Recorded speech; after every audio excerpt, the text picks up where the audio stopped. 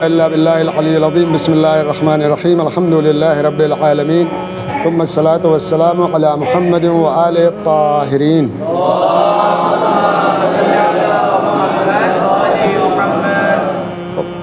دینی بصیرت اور دین فہمی یعنی دین کو سمجھنا، دین کی سمجھ، یا اگر دین کو بھی اس سے ہٹا دیجیے، خود ایک سمجھدار انسان بننے کے لیے، ایک عقل مند انسان بننے کے لیے کن چیزوں کی ضرورت ہے، یعنی دین فہمی کے، دینی بصیرت کے اسباب کیا ہیں، وہ کون سے راستے ہیں جن سے ہم ایک سمجھدار دین کی سمجھ، دنیا کی سمجھ، سماج اور سوسائٹی کی سمجھ ہمیں حاصل ہو سکتی ہے. تو سب سے پہلی چیز ہے قرآن اور اہل بیت علیہم السلام. قرآن میں تدبر، خود قرآن مجید نے بارہا انسانوں کو جھنجھوڑا ہے. افلا یتدبرون فی القرآن، افلا یتدبرون القرآن، کیوں کیا ہو گیا؟ کیا وہ قرآن میں تدبر نہیں کرتے؟ یعنی غور و فکر کرنا، غور کرنا، گہرائی سے سوچنا، گہرائی سے مسئلے کو دیکھنا. تلاوت کرنا ایک مرحلہ ہے، قرآن مجید کی تلاوت کرنا ایک مرحلہ ہے. اس کے بعد کا مرحلہ ہے اس کا ترجمہ سمجھنا، اس کا معنی سمجھنا.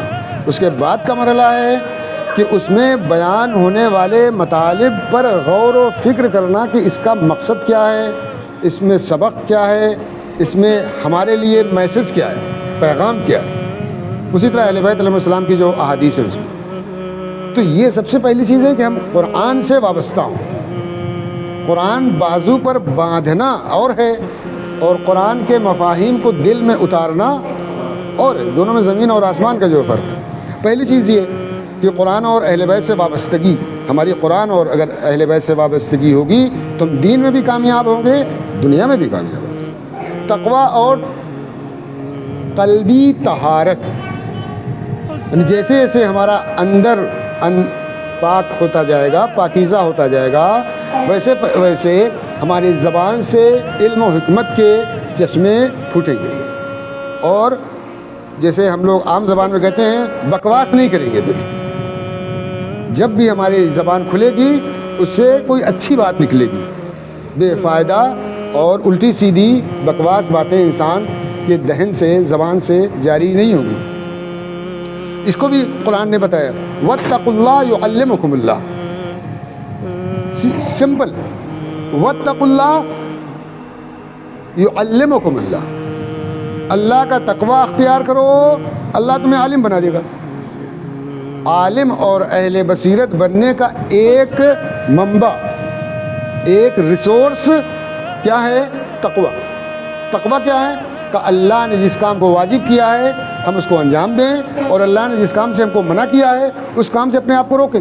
بس واجب کو انجام دینا، واجب کو کرنا، اور حرام کو سے پرہیز کرنا. حرام کو نہ کرنا یعنی حرام سے پرہیز کرنا.